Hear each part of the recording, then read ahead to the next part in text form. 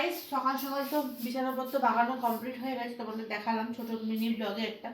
আর দেখো এখন আমি মাথায় চুলে একটু তেল নেবো। তো চলো, আমি কিন্তু এই তেলটা ইউজ করি, কোকোনাট হেয়ার অয়েল, সিম্পল একটা তেল।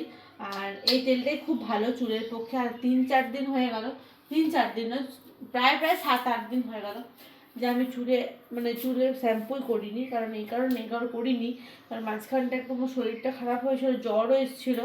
তো তার জন্য আমি দেখো শ্যাম্পু করিনি। তো এই কারণে এখন তেল নিয়ে নিচ্ছি চুলটা খুব ভালো করে। আর চুলটা তেল নেওয়ার পরে আজকে 1 থেকে 1.5 ঘন্টা আমার তো কাজ করতে লাগবে, ঘরে অনেকগুলো কাজ আছে, সেগুলো করব।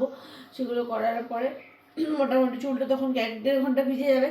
তারপরে আমি চুলটা ভালো করে শ্যাম্পু দিয়ে আজকে ধোবো। আজ অনেক দিন হয়ে গেল চুলটা শ্যাম্পু নেওয়া হচ্ছে না, মাথাটা ভারী হয়ে আছে পুরো তেল নিয়ে।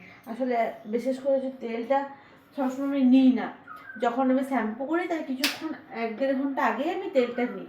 তো এটাই স্বাভাবিক নিয়ম। আমরা ধরো ভিডিও বানাই, তার জন্য অয়েলি চুলটা থাকতে কেমন লাগে।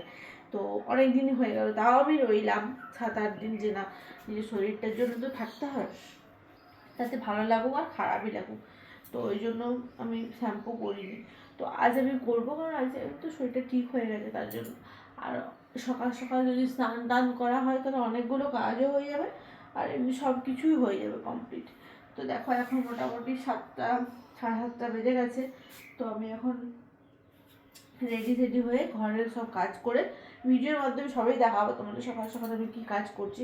তো ফাইনালি যেটা আমার প্রথম কাজ ছিল চুলে তেল দেওয়া, সেটা হয়ে গেছে কমপ্লিট। তো চলো এরপর নেক্সট কী কাজ করছি তোমাদের দেখাবো।